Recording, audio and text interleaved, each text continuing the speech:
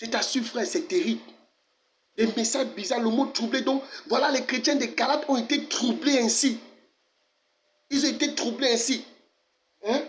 Rendre perpète l'esprit de quelqu'un, à lui suggérant des scrupules et des doutes. C'est ça le mot troublé ici, Tarasso. D'où les chrétiens disent qu'on ne peut pas perdre le salut. Quand tu comprends, tu commences à décortiquer les mots bibliques terre à terre. Tu arrêtes ce genre de raisonnement et ce genre d'enseignement. Tu arrêtes d'écouter ça. Tu arrêtes d'écouter ça. Voilà les chrétiens. Ceux qui ont été troublés là, mourant dans cet état, iront où? Ceux qui sont détachés de Jésus-Christ pour s'attacher à la loi, iront où? Frère, toi-même tu as la réponse. Toi-même tu as la réponse. On continue encore ici avec ceux d'Éphèse. Dans Acte 19, Acte 20, l'apôtre Paul les a prêché l'évangile. Il les a prêché l'évangile. Au point où la Bible dit que dans la cité d'Éphèse, la parole de Dieu avait pris en puissance et à force. C'est qu'à Éphèse, le Seigneur a puissamment utilisé Paul de telle sorte que l'apostolat de Paul à Éphèse, waouh, c'est la ville vraiment où Dieu s'est manifesté puissamment dans la vie de Paul à Éphèse. Oh, c'était puissant.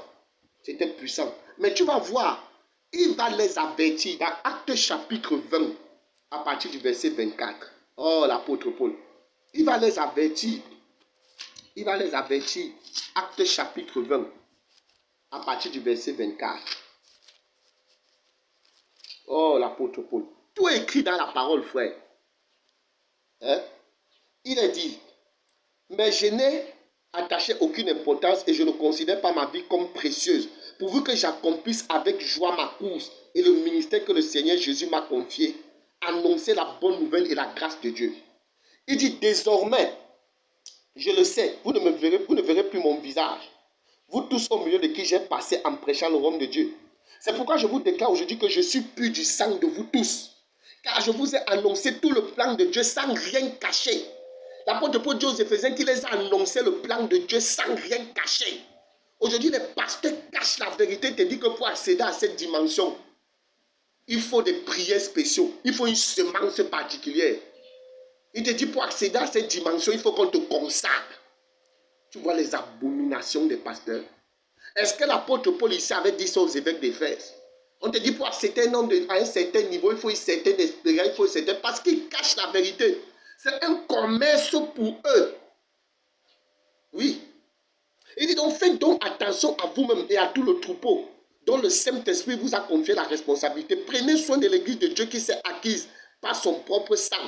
Il dit, je sais qu'après mon départ, des loups cruels s'introduiront parmi vous et ils n'épargneront pas le troupeau. Car il parle aux enfants de Dieu nés de nouveau. Il parle à une assemblée de saints, aux évêques. Il dit que des loups cruels s'introduiront parmi vous et ils n'épargneront pas le troupeau. Il dit que de vos propres rangs surgiront des hommes qui donneront des enseignements pervertis pour entraîner les disciples à leur suite. Restez donc vigilants et souvenez-vous durant 3 ans, nuit et jour, je n'ai pas cessé d'avertir avec l'âme chacun de vous. Il dit maintenant, frère, je vous confie à Dieu, au message de sa grâce, lui qui a le pouvoir d'édifier et vous donner un héritage avec tous les saints. Il dit, je n'ai désiré ni l'argent, ni l'or, ni les habits de personne. Vous le savez vous-même, les mains que voici ont pourvu à mes besoins et à ceux de mes compagnons. En tout, je vous ai montré qu'il faut travailler ainsi pour soutenir les frères et se rappeler les paroles du Seigneur. Puisqu'il a lui-même dit, il y a plus de bonheur à donner qu'à recevoir. Tu vois, on dit après avoir dit cela, il s'est mis à genoux et pria pour eux tous. Tous ont fondu à l'âme et se jetant au cou de Paul et l'embrassaient. Attristé surtout parce qu'il avait dit qu'il ne le verrait plus son visage. Puis l'accompagner jusqu'au bateau. Et il y a une chose que tu dois remarquer. L'apôtre Paul n'est pas resté là en tant qu'apôtre pour recevoir, pour piller l'assemblée financièrement. Il n'est pas resté là comme c'était la dynastie, que comme il va partir, il va mettre son fils ou il va mettre sa femme, ou il va... Non. Comme on voit aujourd'hui avec les apôtres. Comme il n'est plus là, c'est son fils qui doit être là. C'est sa femme qui doit être là. Non. Il dit qu'il n'a désiré ni l'or, ni l'argent, ni les vêtements de personne. Cet évangile aujourd'hui dont on arnaque les gens n'est pas de Paul, n'est pas du Saint-Esprit. Les pasteurs ont transformé l'église en leur fonds de commerce, en leur bureau. D'où ils sont là, les apôtres, les joints de Dieu soi-disant là. Ce ne vient pas de Paul. Voilà, c'est écrit. Il n'a désiré ni l'or, ni l'argent, ni les vêtements de personne. Il travaillait, frère. Gloire à Dieu parce que tu travailles pour prendre soin de ta vie. Ça fait qu'on ne peut pas manipuler ton esprit. Les pasteurs ne peuvent pas manipuler ton esprit quand tu travailles. C'est un point fort. C'est un fondement fort. Frère, vous tous qui regardez cette vidéo, partagez ça, jeunes serviteurs de Dieu. Travaillez. Travaillez. C'est ce que la parole de Dieu demande. Sinon, les pasteurs vont manipuler vos esprits dans les loges compliquées.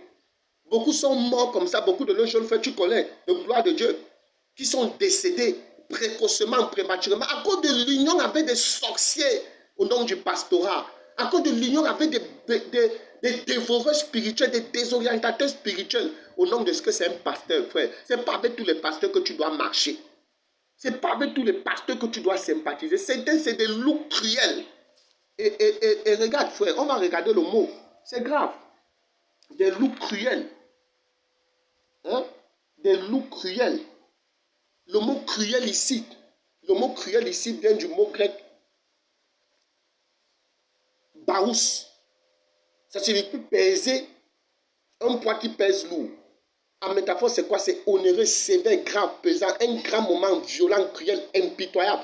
C'est-à-dire qu'on dit des poids lourds ici, c'est que les gars te mettent, par exemple, tu vois, il y a des activités que les gars organisent dans leur chapelle. On te donne un poste. Le poste qu'on te donne, ça fait que tu n'as même plus le temps pour ta famille, tu n'as même plus le temps pour ton mari, tu n'as même plus le temps pour tes enfants. On te dit que tu fais l'œuvre de Dieu. Quelle œuvre de Dieu tu fais? Tu désobéis ton mari, tu désobéis tes tâches de femme de foyer ou d'homme dans ton foyer pour honorer la vision du pasteur, l'église du pasteur, la mission du pasteur. Tu deviens rebelle à ta propre vie, à ton propre foyer.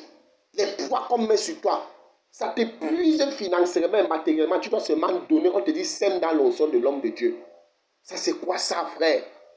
C'est des loups cruels qui fonctionnent comme ça. Des loups cruels. Ce n'est pas le Seigneur qui fonctionne comme ça. Donc, c'est des choses que on voit. Et quand il les a prêché ça, quand il les a annoncé ça dans Actes maintenant, il va revenir maintenant dans Éphésiens chapitre 5. Oh, frère, la parole de Dieu. Éphésiens chapitre 5. On va voir quelque chose. C'est terrible. À partir du verset 6. Que personne ne vous trompe pas de paroles sans fondement. Car c'est pour cela que la colère de Dieu vient sur les hommes rebelles. N'ayez donc aucune part avec eux. Tu vois? Il dit qu'on ne doit pas avoir de part avec ce genre de personnes. Il dit aux Éphésiens que personne ne vous trompe. Parce que la tromperie était déjà entrée. Quand il a tourné le dos, la tromperie est entrée. Un chrétien né de nouveau, on te détourne de la foi, on te trompe, on t'enseigne des perversités. Le chrétien ne peut pas perdre le salut. Quand tu lis ça, tu comprends que le chrétien doit se méfier. S'il ne veut pas perdre son salut, il doit se méfier, il doit rester attaché à la vérité. Sinon, il va perdre ça. Jésus dit que les brebis, je les connais, entendent ma voix, personne ne peut les ravir de ma main. Oui, mais il a averti aussi ces brebis, comme il a averti aux apôtres, que prenez garde que personne ne vous séduise. Dans Matthieu chapitre 24.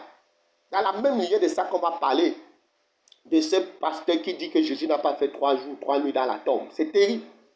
Maintenant, dans Éphésiens chapitre 4, à partir du verset 4 à 6.